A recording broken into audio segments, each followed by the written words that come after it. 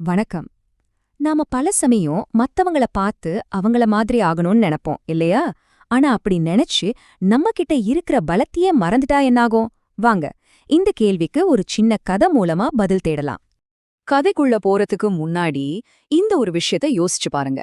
நிறைய பேரு முயற்சி செய்யாததுனால தோத்து போறது இல்லையா, அவங்க கிட்ட ஏற்கனவே இருக்கிற பலத்தையே மறந்துட்டு அதை விட்டுட்டு வேறெங்கயோ போறதுனால தான் வழி மாறி போறாங்களாம். நாம பார்க்க போற கதை இந்த விஷயத்த ரொம்ப அழகா நமக்கு புரிய வைக்கும்.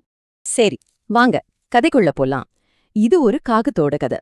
நல்ல கருகருன்னு பளபளக்கிற ரெக்கையோட ரொம்ப ஆரோக்கியமா தெம்பா இருந்துச்சு அந்த காகம். ஆனா பாருங்க, அதுக்கு தன்னை பத்தி ஒரு நாளும் திருப்தியே இல்ல. அதுக்கு ஒரு பழக்கம். தினமும் குளத்துல நீந்திட்டு இருக்கிற ஒரு அன்னப்பறவைய பாக்கும். அதோட அந்த பனி மாதிரி வெள்ளை நிற இறகுகளை பார்த்து அதுக்கு ஒரே பொறாம. அடடா, என்ன ஒரு கலரு, பளபளன்னு வெள்ளையா இருக்க, நாம மட்டும் ஏன் இப்படி கருப்பா இருக்கோன்னு யோசிக்கும். ரொம்ப நாள் யோசிச்சு அதுவா ஒரு முடிவுக்கு வந்துடுச்சு. ஓ, இது தண்ணியிலேயே இருக்கிறதுனாலையும் தண்ணியில இருக்கிறத சாப்பிடுறதுனாலையும் தான் இவ்ளோ வெள்ளையா இருக்கு போல அப்படின்னு தப்பா நினைச்சுக்குச்சு. அந்த தப்பான எண்ணத்தை நம்பி அந்த காகம் ஒரு பெரிய தப்பு பண்ண ஆரம்பிச்சுது. தன்னோட வாழ்க்கையே மாத்திக்க முடிவு பண்ணுச்சு. என்னெல்லாம் பண்ணுச்சு தெரியுமா? முதல்ல அதுக்கு ரொம்ப பாதுகாப்பா இருந்த உயரமான மரத்துல இருந்த கூட்ட காலி பண்ணிடுச்சு. ரெண்டாவது, அதுக்கு தெம்பு கொடுத்துட்டு இருந்த தானியங்கள் பூச்சிகள்னு அதோட இயற்கையான சாப்பாட்டை நிறுத்திடுச்சு. மூணாவதா, அது உடம்புக்கு செரிக்கவே செரிக்காத தண்ணில இருக்கிற செடிகளை சாப்பிட ஆரம்பிச்சுது. கடைசியா, அதோட கருப்பு ரெக்கைகள் எல்லாம் வெள்ளையாயிடும்னு நம்பி மணிக்கணக்கா அந்த ஜில்லுன்னு இருக்கிற ஏரி தண்ணில போய் நிக்க ஆரம்பிச்சுது. ஆனா பாவம், அது நினைச்சது ஒண்ணு, நடந்தது ஒண்ணு. அதோட ரெக்க கலர் ஒரு துளி கூட மாறல. ஆனா தப்பான சாப்பாட்டாலையும் அந்த குளிராலையும் அதோட உடம்பு ரொம்ப வீக் ஆயிடுச்சு. அதோட சக்தியெல்லாம் குறைஞ்சு நாளுக்கு நாள் சோர்வாயிட்டே வந்துருச்சு. அதோட அந்த இயற்கை பலம் அது மெதுவா அதை விட்டு விலகி போயிட்டே இருந்துச்சு. கடைசியில என்ன ஆச்சு தெரியுமா? அன்னப்பறவை மாதிரி வெள்ளையாகணும்னு ஆசைப்பட்டு அந்த காகம் தங்கிட்ட இருந்த எல்லாத்தையும், அதோட பலம், ஆரோக்கியம், சுதந்திரம்னு எல்லாத்தையுமே இழந்துடுச்சு. ரொம்ப வருத்தத்தோட அதோட கதை முடிஞ்சு போச்சு. ஓகே, ரொம்ப சோகமான கதை தான். ஆனா இந்த கதையிலிருந்து நாம கத்துக்க வேண்டிய பாடம் ரொம்ப ரொம்ப முக்கியம். உண்மையிலே இந்த கதை அந்த காகத்தை பத்தியோ இறகுகளை பத்தியோ மட்டும் இல்ல, இது நம்ம எல்லாரோட வாழ்க்கைய பத்தியும் தான். ஒரு விஷயத்தோட வெளித்தோற்றத்தை மட்டும் பார்த்துட்டு அதுக்கு பின்னாடி இருக்கிற விஷயத்த புரிஞ்சுக்காம காப்பி அடிக்கிறது எவ்ளோ பெரிய ஆபத்துன்னு சொல்லுது. இங்கதான் விஷயமே இருக்கு. அந்த காகம் பண்ண தப்பு இதுதான். அது அன்னத்தோட வெள்ளை இறகுகளை, அதாவது வெளியில தெரியற விஷயத்த மட்டும் பார்த்துச்சு. ஆனா அந்த தோற்றத்துக்கு பின்னாடி இருக்கிற ஆழமான விஷயங்களை அது யோசிக்கவே இல்ல. இது நம்ம லைஃப்லயும் நடக்கும். நாம ஒருத்தர் ஜெயிச்சிட்டாங்கன்னா அவங்க போடுற ஷெட்யூல், அவங்க பழக்க வழக்கங்கள், அவங்க ஸ்டைல், அவங்க ரொட்டீன், இப்படி கண்ணுக்கு தெரியற விஷயங்களை காப்பி அடிக்க முயற்சி பண்றோம். ஆனா அவங்க வெற்றிக்கு உண்மையான காரணம் என்ன? அவங்களோட முடிவெடுக்கிற திறமை, அவங்க கிட்ட இருக்கிற டிசிப்ளின், அவங்க மனசுல இருக்கிற தெளிவு, அவங்க பயன்படுத்துற ஸ்ட்ராட்டஜி, இதெல்லாம் கண்ணுக்கு தெரியாது. இது நம்ம புரிஞ்சுக்கவே முயற்சி பண்றதில்ல. இப்ப இந்த மேற்கோளை பாருங்க, ரொம்ப சரியா சொல்லுது. பெரிய ஆளுங்கள்லாம் காலையில சீக்கிரம் எந்திரிக்கிறாங்கன்னு நாமளும் அலாரம் வச்சு எந்தா ஜெயிச்சிடலான்னு நினைக்கிறது, அதுவும் காகம் பண்ண தப்பு மாதிரிதான்.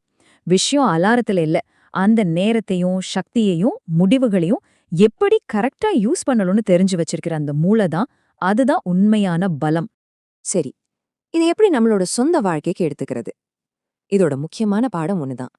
மத்தவங்கள பார்த்து ஆச்சரியப்படுறதுல தப்பே இல்ல. ஆனா அந்த ஆச்சரியம் நம்மளையே நம்ம குறைச்சு மதிப்பிடுற அளவுக்கு போயிடக்கூடாது. நம்மகிட்ட என்ன திறமை இருக்கோ அதை வளர்த்துக்கிறது தான் புத்திசாலித்தனம். அந்த காகத்தையே திரும்ப யோசிச்சு பாருங்க. அது அன்னமா மாற முயற்சி பண்றதுக்கு முன்னாடி அதுகிட்ட என்னவெல்லாம் இருந்துச்சு? பயங்கர வலுவான ரெக்கைகள், கூர்மையான புத்தி, எந்த சூழ்நிலைக்கும் ஏத்த மாதிரி தன்னை மாத்திக்கிற திறமை, வானத்துல சுதந்திரமா பறக்கிற சக்தி, இதெல்லாமே அதோட இயல்பான பலம். ஆனா அது தனக்கு சம்பந்தமே இல்லாத ஒரு விஷயத்துக்காக இந்த எல்லா பலத்தையும் தூக்கி போட்டுடுச்சு. எவ்ளோ பெரிய இழப்பு இல்லையா? இதே பாடம் பிசினஸுக்கும் 100க்கு 100 பொருந்தும். ஒரு ஸ்ட்ராட்டஜி ஒரு கம்பெனிக்கு ஒர்க் அவுட் ஆச்சுங்கிறதுக்காக அதை அப்படியே காப்பி அடிச்சா எல்லாருக்கும் ஒர்க் அவுட் ஆகும்னு அர்த்தமே இல்ல. உண்மைய சொல்லப்போனா, உங்களுக்கு பொருந்தாத ஒரு ஸ்ட்ராட்டஜி உங்களுக்கு பலத்து கொடுக்காது. அது உங்களை உடைச்சு நொறுக்குற பிரஷரை மட்டும்தான் கொடுக்கும். பிசினஸ் உலகத்துல நாம இதை அடிக்கடி பாக்குறோம். ஒரு கம்பெனி சக்சஸ்ஃபுல்லா இருக்குன்னா உடனே மத்தவங்க அவங்களோட கண்டென்ட் ஸ்டைல், அவங்க வைக்கிற விலை, அவங்களோட ரூட்டீன், அவங்களோட இமேஜ், அவங்க ஃபாலோ பண்ற growth ஸ்ட்ராட்டஜின்னு இப்படி மேலோட்டமா இருக்கிற எல்லாத்தையும் காப்பி அடிக்க ஆரம்பிச்சிருவாங்க. ஆனா அப்படி வெளியில தெரியறது காப்பி அடிக்கிறதுக்கு பதிலா அந்த வெற்றிக்கு பின்னாடி இருக்கிற உண்மையான இன்ஜினை நம்ம படிக்கணும். அதாவது அவங்களோட பிசினஸ் மாடல் என்ன, அவங்க எப்படி மார்க்கெட்டுக்கு கரெக்டா ஃபிட் ஆனாங்க, அவங்க டீம் கிட்ட இருக்கிற ஸ்கில்ஸ் என்ன, அவங்க உருவாக்கி வச்சிருக்கிற சிஸ்டம்ஸ் என்ன, மார்க்கெட்ல அவங்களோட பொசிஷனிங் என்ன, அவங்க எடுக்கிற முடிவுகளோட தரம் எப்படி இருக்கு, இதெல்லாம் தான் உண்மையான காரணம். இதை காப்பி அடிக்க முடியாது, ஆனா நல்லா புரிஞ்சுக்கலாம். ஆஹா, நாம இவ்வளவு நேரம் பேசினதோட மைய கருத்து ரொம்ப சிம்பிள், ஆனா ரொம்ப பவர்ஃபுல். நீங்க ஒரு அர்த்தமுள்ள வாழ்க்கைய வாழணும்னாலும் சரி, இந்த உலகத்துக்கு ஒரு உண்மையான மதிப்பு கொடுக்கணும்னாலும் சரி, அதுக்காக நீங்க வேறொருத்தர் மாதிரி மாற வேண்டிய அவசியமே கிடையாது. கடைசியா அந்த காகத்தோட கதைக்கே வருமோ. அந்த காகத்துக்கு உண்மையிலே வெள்ளை இறக்கைகள் தேவையே படல. அதுக்கு தேவைப்பட்டதெல்லாம் ஒன்னே ஒண்ணுதான், தங்கிட்ட ஏற்கனவே என்ன சக்தி இருக்குன்னு பாக்குறதுக்கான ஞானம். அந்த ஒரு ஞானம் மட்டும் அதுக்கு இருந்திருந்தா அதோட கதை எவ்வளவு சந்தோஷமா முடிஞ்சிருக்கும் இல்லையா? சரி, போறதுக்கு முன்னாடி உங்களுக்காக ஒரு கேள்வி. நம்ம வாழ்க்கையிலயோ இல்ல பிசினஸ்லயோ மத்தங்கள மாதிரி ஆகணும்னு ரொம்ப முயற்சி பண்ணும்போது நாம முதல்ல இழக்கிற விஷயம் எதுவா இருக்கும்? இத பத்தி யோசிச்சு பாருங்க. மீண்டும் சந்திப்போம்.